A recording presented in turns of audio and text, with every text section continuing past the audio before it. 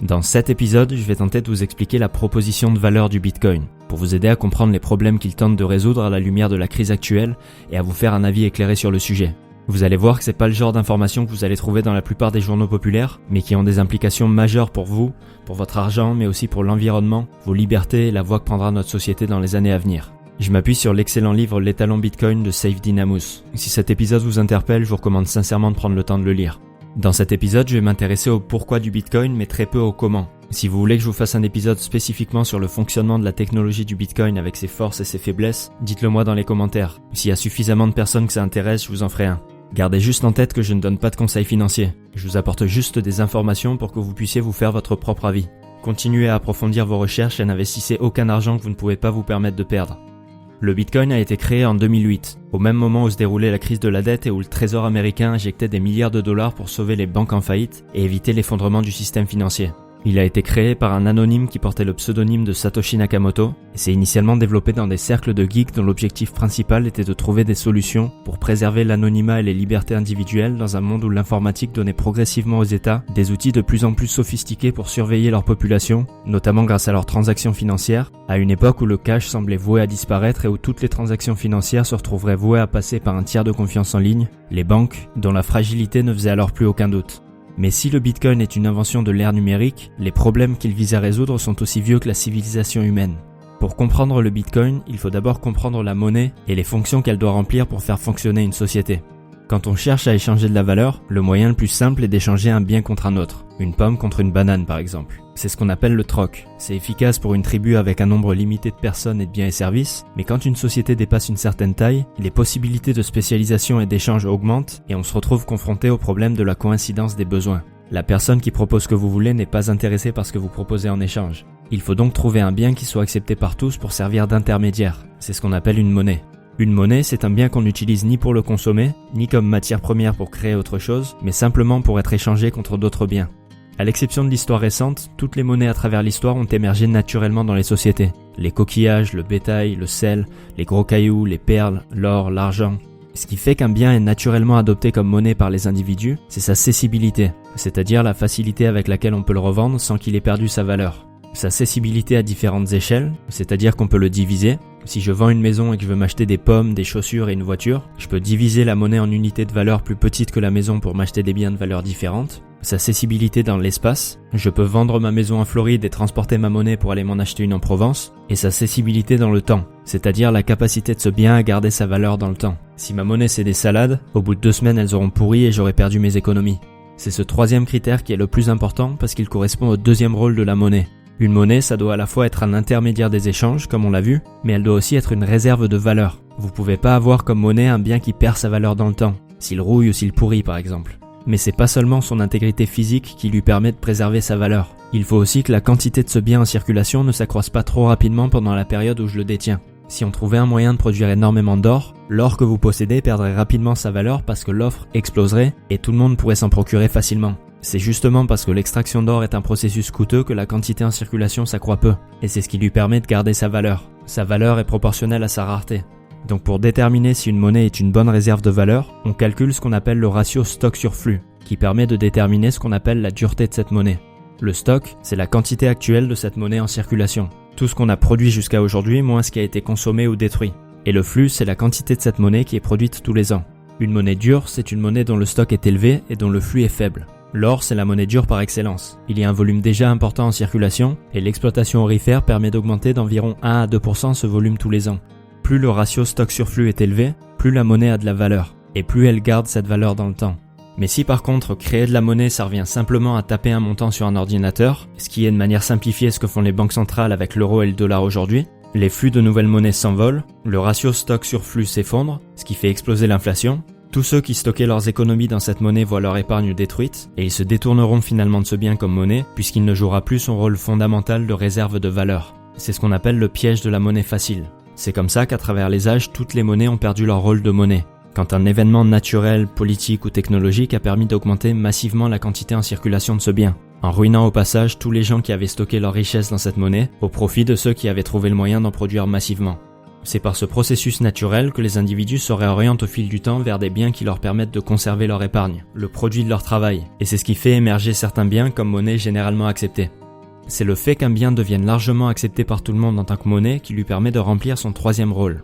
En plus de servir d'intermédiaire des échanges et de réserve de valeur, le dernier rôle d'une monnaie est de servir d'unité de compte. Elle doit permettre d'estimer la valeur interpersonnelle des choses pour rétribuer correctement les entreprises en fonction de leur coût de production et de la valeur qu'elles apportent à la société et indiquer aux consommateurs le prix qu'ils devront payer pour se procurer ces choses.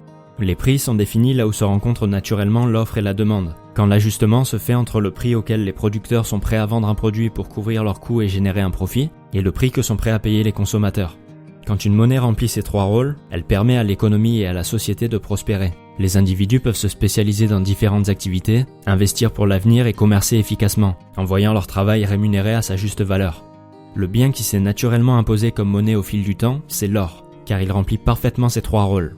L'adoption d'une monnaie dure comme l'or comme étalon de valeur par les États autour du monde correspond aux périodes les plus prospères de l'histoire, que ce soit à Rome, Constantinople, Florence ou Venise, ou plus récemment pendant la Belle Époque dans les pays occidentaux.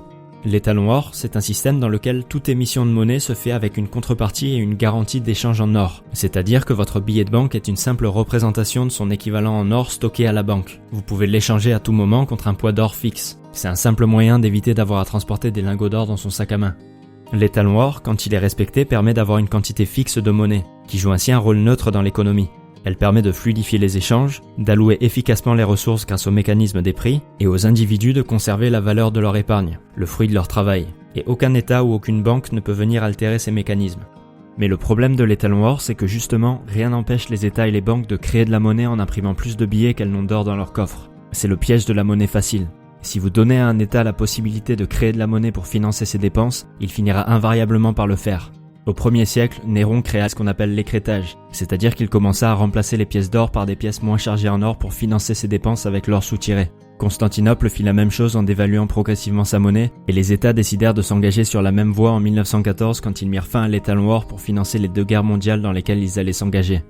À la fin de la Deuxième Guerre mondiale, les accords de Bretton Woods stipulaient que les pays impliqués dans la guerre devaient transférer leur stock d'or aux États-Unis et recevoir en échange des dollars au cours de 35 $ l'once. À partir de là, ce n'était donc plus l'or qui jouait le rôle d'étalon pour les monnaies des différents pays, mais le dollar. Les banques autour du monde étant invitées à stocker des réserves de dollars plutôt que d'or, avec la garantie qu'ils puissent les échanger contre de l'or quand ils en font la demande.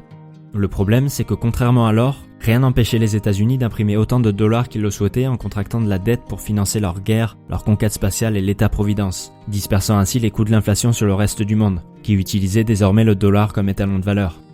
Comprenant que ces dollars ne valaient plus rien comparé au stock d'or qu'il avait transféré aux États-Unis à la fin de la guerre, Charles de Gaulle décida d'y envoyer un convoi militaire pour les récupérer. Mais quand les Allemands tentèrent de faire la même chose, le président américain Richard Nixon décida de revenir sur l'engagement des États-Unis à échanger les dollars contre de l'or au cours de 35 $ l'once et mit fin à la convertibilité du dollar en or en 1971, les monnaies se mettant donc à flotter sans aucune relation directe avec l'or ou quoi que ce soit de tangible.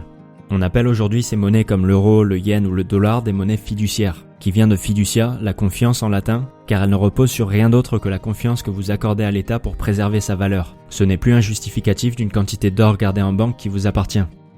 Libérés des différentes contraintes liées à l'étalon or, les différents États autour du monde se sont engagés dans une impression effrénée de monnaie pour financer leurs dépenses. Entre 1971 et 2018, la masse monétaire totale des États-Unis a été multipliée par 30, le dollar devenant la monnaie facile par excellence.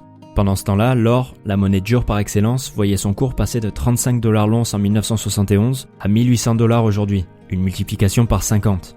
Ce n'est bien sûr pas la valeur de l'or qui a réellement augmenté, mais c'est celle du dollar qui s'est effondrée, car son flux a explosé, donc son ratio stock sur flux s'est effondré. Et c'est la même chose pour la plupart des monnaies autour du monde. Si vous aviez 100 $ ou l'équivalent en francs de l'époque en 1971, ces 100 $ n'en vaudraient plus que 2 aujourd'hui. Leur pouvoir d'achat s'est effondré parce que leur quantité en circulation n'est plus limitée à la quantité d'or que l'État possède. Rien ne les empêche d'en imprimer en contractant simplement plus de dettes. Comme le dit l'auteur, l'augmentation constante de la masse monétaire signifie une dévaluation continue de la monnaie, expropriant la fortune de ses détenteurs au bénéfice de ceux qui l'impriment. Comme si on jouait au Monopoly et que je me servais dans la caisse à chaque tour. Pendant ce temps-là, alors que les banques centrales continuaient à clamer la fin du rôle monétaire de l'or, elles ont néanmoins continué à en accroître massivement leurs réserves, illustrant parfaitement la confiance qu'elles placent réellement dans leur propre monnaie papier. Il y a 3 raisons principales qui font qu'une monnaie dure est indispensable pour permettre à une économie de fonctionner et à une société de prospérer sur le long terme. D'abord, une monnaie dure protège la valeur dans le temps, ce qui procure aux individus la liberté de penser à leur avenir et réduit ce qu'on appelle la préférence temporelle. La préférence temporelle, c'est le niveau de valorisation du présent par rapport au futur. Pour les êtres humains, elle est toujours positive. On préfère toujours disposer d'un bien maintenant plutôt que dans un an par exemple. Pour qu'on accepte de déférer d'un an la disposition de ce bien, il faut qu'on espère en disposer d'une plus grande quantité. Si vous donnez par exemple à une petite fille un marshmallow, elle le mangera tout de suite. Mais si vous lui dites qu'elle pourra en avoir 2 demain si elle attend, elle sera tentée de déférer sa gratification pour l'augmenter. Le seul moyen pour une société de créer du progrès et de prospérer, c'est d'inciter les individus à réduire leurs préférences temporelles en sacrifiant une partie de leur consommation immédiate pour investir dans leur futur. En gros, ne pas dépenser ses thunes tous les week-ends en soirée et mettre de côté pour un jour créer une entreprise qui produira de la valeur pour la société. Économiser son marshmallow aujourd'hui pour en avoir 2 demain. Le rôle des taux d'intérêt, c'est justement de nous inciter à baisser notre préférence temporelle. On épargne de l'argent auprès de la banque, qui nous paye un pourcentage de ce qu'on lui prête dans la durée. On est incité à le faire parce qu'on disposera de plus d'argent dans le temps. On apprend à penser au futur mois plutôt que de penser qu'au mois d'aujourd'hui. De l'autre côté, la banque prête cet argent à un taux d'intérêt équivalent, en se prenant sa part pour avoir joué le rôle d'intermédiaire. Elle a donc mis en relation des acteurs économiques qui ont un surplus de financement, les épargnants, avec des acteurs économiques qui ont un besoin de financement, les gens qui investissent. Le taux d'intérêt étant simplement le prix que l'un paye à l'autre et qui reflète l'offre et la demande globale de financement, et qui permet ainsi d'allouer efficacement les capitaux à travers la société. Ceux qui ont une entreprise productive aujourd'hui peuvent se permettre d'emprunter de l'argent et payer un taux d'intérêt car ils réalisent des profits en créant de la valeur pour la société, et ceux qui veulent faire fructifier leur argent en se serrant la ceinture pour investir dans leur future épargne et en sont récompensés. La monnaie, quand elle a une quantité fixe, qu'elle est dure, est le simple reflet de la richesse créée par le passé par les différents acteurs économiques, le capital qu'on a accumulé, que ce soit les musées qu'on a créés, les infrastructures qu'on a construites, les technologies qu'on a inventées, les tableaux qu'on a peints et les denrées alimentaires qu'on a produites. Pour se procurer une part du gâteau, il faut se prêter au jeu de la création de valeur et en payer le prix. On investit soit avec nos économies, grâce à la valeur qu'on a créée par le passé, soit en empruntant à d'autres personnes qui ont eux-mêmes créé de la valeur par le passé et qui sont prêts à vous prêter une partie de leur argent à un certain prix, le taux d'intérêt. Tout l'argent qui a été prêté par les banques pour l'investissement des uns est de l'argent qui a été épargné par les autres. On n'a pas créé cette monnaie à partir de rien, il représente de la richesse réelle. Le problème, c'est qu'aujourd'hui, et depuis des années, ce n'est plus l'épargne des uns qui permet de financer l'investissement des autres, mais la création monétaire. Le marché des capitaux n'est plus un marché où se rencontrent les surplus de financement des uns, qu'ils ont obtenus grâce à leur travail, et les besoins de financement des autres, qui les rémunèrent par le taux d'intérêt. Le taux d'intérêt est arbitrairement défini par les banques centrales. Aujourd'hui, elles ont décidé qu'il serait de 0, et même négatif si on tient compte de l'inflation. Donc d'un côté, les épargnants n'épargnent plus car ça leur coûte de l'argent d'épargner, et de l'autre côté, les emprunts explosent parce que ça ne coûte plus rien d'emprunter. L'épargne est punie par des taux d'intérêt artificiellement bas et l'inflation engendrée par la création monétaire, et l'endettement et la consommation sont récompensés. Si vous ne dépensez pas votre argent aujourd'hui, vous pourrez moins consommer demain parce que l'argent aura perdu de sa valeur à cause de l'inflation. Les individus n'ont donc plus aucun intérêt à économiser aujourd'hui pour investir dans leur futur. Les États n'ont plus aucune incitation à privilégier une gestion intelligente de leur budget et préfèrent continuer à s'endetter sans frais. Et c'est comme ça qu'on se retrouve aujourd'hui notamment en France avec une dette publique de 2400 milliards d'euros, environ 36 000 euros par habitant, qu'on devra d'ailleurs un jour payer, et auquel s'ajoute le poids de l'endettement privé des individus, qui correspond en moyenne en Occident à 100% de leurs revenus. Mais encore une fois, on ne crée pas de la richesse à partir de rien en créant de la monnaie. La richesse, c'est quelque chose de tangible qui ne peut être mesuré que par une monnaie dure dont la quantité est fixe. À partir du moment où on s'imagine qu'on peut inventer de la richesse en créant de la monnaie, tout ce qu'on fait, c'est neutraliser le système qui permet aux individus de se transférer les ressources efficacement pour créer de la vraie richesse. On détruit lentement le tissu économique qui rend tout ça possible. C'est comme ça qu'on est passé d'une société prospère, qui investit pour son futur, qui construit des cathédrales, des hôpitaux, des systèmes de canalisation, des systèmes de santé et de protection efficaces, à une société de consommation qui détruit ce qu'elle a hérité de son passé et consomme les ressources dont elle aura besoin dans son futur. La dette, ça consiste simplement à dépenser ce qu'on n'a pas encore gagné, à consommer avant d'avoir produit. Si c'est pour investir dans des projets productifs qui rapporteront plus que cet emprunt, ça peut avoir du sens. Mais quand les États empruntent pour financer leur réélection, que les entreprises empruntent pour se maintenir artificiellement en vie et que les individus empruntent pour s'acheter des gadgets qui ne leur rapportent rien, on arrive à un point en tant que société où on sabote collectivement notre avenir au profit de notre présent. On hypothèque notre futur pour le consommer aujourd'hui. Ceux qui paieront la note pour les 2400 milliards de dettes, ce ne sont pas les politiciens qui l'ont contracté, les gens qui en ont profité. Ceux qui financent le renflouement des banques et des grosses entreprises en faillite comme Boeing aujourd'hui, ce ne sont pas ceux qui les ont mal gérés en prenant des risques inconsidérés hier. Ceux qui paieront les dégâts sur l'environnement, ce ne sont pas ceux qui l'auront détruit. Le crédit nous donne l'illusion de richesse aujourd'hui, mais tout ce qu'on fait c'est consommer les richesses dont on a hérité des générations passées, sans rien créer pour les générations futures. Tout ce qu'on leur laisse, c'est la responsabilité de payer nos propres factures. Et ça ne peut durer qu'un temps. On ne peut pas récolter les fruits de la graine qu'on n'a pas semée. La deuxième raison pour laquelle une monnaie dure est indispensable, c'est qu'elle fournit une unité de compte au système d'information que sont les prix. Pour qu'une économie fonctionne, il faut pouvoir allouer efficacement les ressources aux différents acteurs économiques. Mais aucun organisme ne peut être capable de collecter toutes les informations de ces différents acteurs pour savoir qui a besoin de quelles ressources, dans quelle proportion et qui prioriser. C'est à ça que sert le système de prix. Les prix sont le simple reflet du cumul de l'offre et de la demande des différents produits, en fonction de la rareté des ressources et le temps de travail utilisé pour les produire, et du besoin relatif des différents acteurs économiques. Dans un système économique de marché libre, les prix contiennent toute l'information dont ont besoin les individus pour prendre leurs décisions économiques. Je cite l'auteur, « La monnaie est un vecteur d'information et un système de mesure d'une économie, et la monnaie dure est ce qui permet au commerce, à l'investissement et à l'entreprise de se développer sur des bases solides alors qu'une monnaie facile plonge ces processus dans le chaos. » Imaginez par exemple que le Chili, le principal producteur de cuivre au monde, connaisse un tremblement de terre. Les producteurs de cuivre du pays ne pourront plus en produire pendant un certain temps, ce qui fera naturellement baisser l'offre globale de cuivre et augmenter les prix. La demande va s'ajuster en fonction du prix, les entreprises qui auront besoin de cuivre en priorité paieront plus cher, alors que celles qui ne seront pas prêtes à payer ce prix-là trouveront une alternative. Elles innoveront ou elles se rabattront sur d'autres matières premières. La hausse du prix incitera en même temps d'autres producteurs autour du monde à augmenter leur production pour augmenter leurs profits, ce qui permettra de compenser la baisse de l'offre. Grâce au système de prix, l'économie sera restée en équilibre et les différents acteurs économiques auront pu s'adapter à la situation en se fiant simplement au prix du cuivre. Imaginez maintenant que la veille du tremblement de terre, toute la gestion du stock et de la production de cuivre ait été retirée des marchés et placée sous les ordres d'une agence spécialisée. Comment cette agence aurait-elle pu réagir à cet événement ? Comment, sans le système de prix, aurait-elle pu déterminer qui avait le plus besoin de cuivre, qui pouvait s'en passer et qui pouvait en produire davantage dans de bonnes proportions ? Sans un système de prix qui reflète la rareté des différentes ressources et les besoins des différents acteurs économiques, l'économie ne peut plus fonctionner efficacement. Il y aura forcément des pénuries ou des surplus, avec un gaspillage des ressources. C'est d'ailleurs ce mécanisme qui a provoqué la chute de l'URSS. La planification centralisée des prix par le gouvernement a naturellement fini par ruiner les différents acteurs économiques, car en l'absence de prix, il était incapable de déterminer qui avait besoin de quelles ressources naturelles et humaines pour produire les trains, les voitures, les infrastructures, les biens de consommation dont avait besoin le pays. Le problème, c'est qu'aujourd'hui, on a un système qui ressemble de plus en plus à ça. On est très loin des marchés libres. Non seulement la monnaie se déprécie à cause de la création monétaire, donc les prix ne reflètent pas la vraie valeur des choses dans le temps, mais en plus, le moyen par lequel cette monnaie est créée, c'est par la dette. Ce sont les banques qui décident à qui elles prêtent à un taux préférentiel et les États qui décident qui touchera des subventions massives ou qui ils renfloueront avec l'argent du contribuable en cas de faillite. Ce ne sont donc plus les entreprises les plus productives qui créent le plus de valeur qui sont récompensées, mais celles qui arrivent à obtenir les faveurs des banques et des États, généralement les grosses entreprises industrielles. Et comme le taux d'intérêt, le prix du capital est faussé, tous les prix qui dépendent de ce prix-là sont également faussés. Donc littéralement, tous les prix de l'économie parce que toutes les entreprises ont besoin de capitaux. Un bon exemple pour illustrer les conséquences de ces problèmes de prix, c'est celui de la PAC en Europe, la politique agricole commune. Plutôt que de payer nos produits alimentaires au prix qui reflète la rareté des ressources utilisées et le coût qu'ils ont engendré pour ceux qui les ont produits, on paye un impôt qui part dans des subventions données arbitrairement aux géants de l'industrie agroalimentaire par l'Union européenne, en plus de toucher des prêts à taux préférentiels de la part des banques, ce qui leur permet de baisser leur prix de vente en dessous de leur prix réel de production en réalisant toujours un profit, et aux consommateurs de payer moins cher en magasin.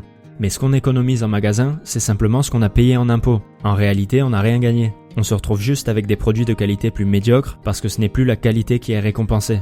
Mais ceux qui en pâtissent le plus, c'est les petits et moyens producteurs, qui ne bénéficient pas de ces aides et qui sont obligés de baisser leurs prix pour s'aligner sur les prix faussés des géants industriels, à un niveau qui ne leur permet plus de payer leurs factures et qui les pousse à la faillite. La plupart des déséquilibres économiques aujourd'hui, du chômage à l'inflation, naissent de ces problèmes de prix qui découlent de l'intervention des banques centrales et des États sur le marché des capitaux. Pour citer l'auteur, beaucoup de gens pensent que les sociétés socialistes appartiennent au passé et que les économies capitalistes sont régies par le libre marché. En réalité, un système capitaliste ne peut fonctionner que dans le cadre d'un libre marché des capitaux, où le prix du capital émerge de l'interaction de l'offre et la demande, et les décisions des capitalistes sont guidées par des signaux de prix adéquats. L'interventionnisme des banques centrales sur le marché des capitaux est à l'origine de toutes les récessions et de toutes les crises que les politiciens, les universitaires et les activistes de gauche mettent en général sur le compte du capitalisme. C'est la planification centrale de l'offre monétaire qui corrompt le mécanisme des prix du marché des capitaux, provoquant des perturbations dans l'économie. La troisième et dernière raison pour laquelle une monnaie dure est indispensable pour qu'une société prospère, c'est qu'elle protège les individus de toute forme de despotisme et de répression rendue possible par la capacité d'un État à créer de la monnaie. Depuis que les monnaies fiduciaires ont remplacé l'étalon or, ce sont les États qui contrôlent la monnaie, qu'ils peuvent utiliser sans réelle limite pour s'acheter l'allégeance et la popularité, en dépensant sans compter pour satisfaire les désirs du peuple sans avoir à lui présenter la note. Cette capacité des États à créer de la monnaie leur donne un pouvoir quasi illimité. Elle transforme la monnaie d'un outil neutre qui rend simplement possible les échanges entre les individus en un programme de fidélité du gouvernement. Dans un système de monnaie dure, une entreprise prospère quand elle apporte de la valeur à la société, en produisant des biens et services dont les revenus sont supérieurs aux coûts encourus. Toutes les entreprises qui n'arrivent pas à remplir cette condition sont remplacées par des entreprises plus productives et plus innovantes et qui répondent mieux aux besoins des consommateurs. C'est ce qu'on appelle la destruction créatrice. Mais quand c'est l'État et les banques qui déterminent qui doit survivre et qui doit périr, qui mérite des subventions ou des emprunts à taux préférentiels et qui de l'autre côté subira cette concurrence déloyale, ce processus se grippe. Des entreprises non productives sont maintenues artificiellement en vie et cachent des ressources sans apporter de vraie valeur à la société. Sinon, ils n'auraient pas besoin de subventions, les gens paieraient simplement le prix pour s'acheter leurs produits, tandis que les autres entreprises qui jouent le jeu de la concurrence sont poussées à la faillite car elles ne correspondent pas aux exigences de l'État, de l'Union européenne ou des banques. Les entreprises qui sont récompensées ne sont plus celles qui servent le mieux les consommateurs en créant des produits de qualité, mais celles qui peuvent se payer du lobbying et s'acheter les faveurs des États. Et quand ces banques, ces fonds d'investissement et ces grosses entreprises industrielles font faillite, justement parce qu'elles ne sont plus confrontées aux mécanismes de concurrence des marchés qui les forceraient à rester compétitives en gérant leurs finances de manière raisonnée, en évitant notamment de distribuer des parachutes dorés aux équipes dirigeantes à coût de dizaines de millions alors qu'ils sont au bord de la faillite, et surtout en trouvant des moyens de mieux servir leurs consommateurs, elles sont renflouées par les États et les banques centrales avec l'argent du contribuable. Tous les mécanismes qui poussent les acteurs économiques à créer de la valeur sont éliminés. Une monnaie dure est une condition essentielle pour qu'une société prospère dans la durée. Sans elle, le chômage de masse se répand petit à petit et l'hyperinflation finit par réduire à néant les ressources de la nation. Comme le dit l'auteur, l'hyperinflation constitue un phénomène bien plus pernicieux que la perte de beaucoup de valeur économique pour un tas de gens. Elle constitue un effondrement de toute la structure de la production économique que la société aura mis des siècles, voire des millénaires à créer. Quand les structures productives et commerciales que des sociétés ont développées pendant des siècles s'effondrent du fait de l'incapacité des consommateurs, producteurs et travailleurs à se payer les uns les autres, les biens que les humains prennent pour acquis disparaissent. Le capital est détruit pour financer la consommation. À mesure que la qualité de vie se dégrade, le désespoir cède la place à la colère, on cherche des boucs émissaires et les politiciens les plus démagogues et opportunistes tirent avantage de cette situation, attisant la colère populaire pour gagner du pouvoir.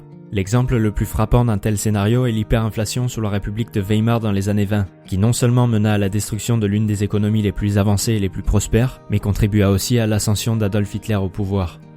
Maintenant, pour comprendre le rôle du Bitcoin dans tout ça, il faut comprendre que jusqu'à présent il existait deux modes de paiement. Les paiements par cash et les paiements par intermédiation, qui requièrent l'intervention d'un tiers de confiance. Les chèques, les cartes de crédit, les transferts bancaires ou des services comme PayPal. L'un ayant l'avantage d'être immédiat et de ne pas nécessiter de faire confiance à un tiers et de devoir obtenir son accord, mais dont le principal inconvénient est que les deux personnes doivent être physiquement présentes pour réaliser leur échange, ce qui est bien sûr difficile à l'ère numérique où la plupart des paiements sont réalisés en ligne à distance, et l'autre ayant les avantages et les inconvénients opposés. On peut réaliser des paiements à distance, mais qui ne sont généralement pas immédiats, pas anonymes et pour lesquels on est obligé de se soumettre aux exigences d'une tierce partie qui peut très bien décider qu'on n'a pas le droit d'acheter ce qu'on a envie d'acheter et qui est soumise à la surveillance et aux interdictions des autorités politiques. Avant l'invention du Bitcoin, tous les paiements numériques étaient des paiements par intermédiation.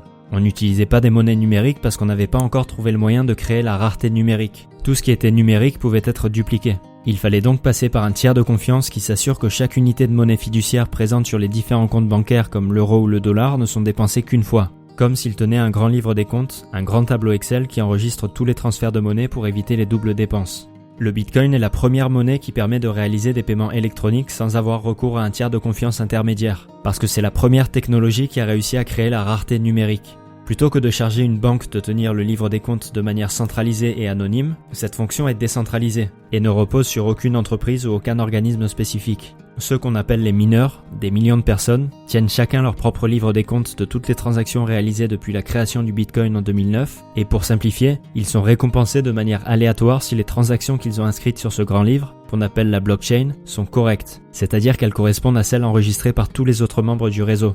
Ils sont récompensés en Bitcoin. C'est ça qui les incite à le faire. C'est seulement par ce biais que les bitcoins sont créés, jusqu'à ce qu'on arrive à 21 millions, après quoi aucun nouveau bitcoin ne sera créé et les mineurs seront simplement récompensés par les frais sur les transactions effectuées entre les différentes adresses bitcoin. Cette technologie garantit quoi qu'il arrive que la quantité de bitcoin en circulation ne dépassera jamais 21 millions et qu'aucun de ces bitcoins ne puisse être dépensé deux fois. C'est ces deux éléments qui garantissent sa rareté numérique et qui font que cette rareté est absolue, contrairement à toutes les formes de monnaie qu'on a connues jusqu'à aujourd'hui. Cette rareté numérique rigoureuse combine les meilleurs éléments des médias monétaires physiques comme l'or sans aucun de leurs inconvénients pour les échanger et les transporter. C'est de l'or numérique d'une certaine façon. Une monnaie que les gens peuvent s'échanger librement et qui est fondamentalement dure, avec un ratio stock sur flux qui tend petit à petit vers l'infini, parce que le flux de nouvelles monnaies baisse graduellement pour tendre vers zéro et le stock est limité à 21 millions, alors que celui des monnaies fiduciaires tend vers zéro car les flux explosent, notamment en ce moment avec les plans de sauvetage de plusieurs milliers de milliards d'euros, de dollars et d'autres monnaies autour du monde. Elle est hautement cessible dans l'espace puisqu'elle est numérique, hautement cessible dans le temps puisqu'on ne peut pas en accroître l'offre et qu'elle n'est pas périssable, donc elle préserve sa valeur, et hautement cessible à l'échelle puisque chaque bitcoin peut être divisé en 100 millionièmes de bitcoin qu'on appelle des satoshi. Elle place tous les macroéconomistes, politiciens, présidents, leaders révolutionnaires, dictateurs militaires et experts de la télévision hors du jeu de la politique monétaire en redonnant la liberté aux individus de disposer du fruit de leur travail comme ils l'entendent. C'est un logiciel indépendant de toute action individuelle, de tout agenda politique et de toute manigance de groupes de pouvoir qui assure que personne ne puisse s'immiscer dans les processus indispensables qui permettent aux individus de s'engager équitablement et librement dans cette démarche qui consiste à créer et à s'échanger de la valeur et qui est la condition essentielle qui permet à une société de prospérer et à ses citoyens de coopérer pacifiquement. Mais quoi qu'il arrive dans la durée, la monnaie et le système monétaire qui s'imposeront ne seront pas le fruit de débats académiques, du bon vouloir des politiques ou de décrets gouvernementaux. Les individus se tourneront toujours naturellement vers le médium monétaire qui leur permettra de préserver leur épargne et de commercer en toute liberté. Et comme à travers l'histoire, ceux qui le feront en dernier perdront toujours leurs économies au profit de ceux qui l'auront fait en premier.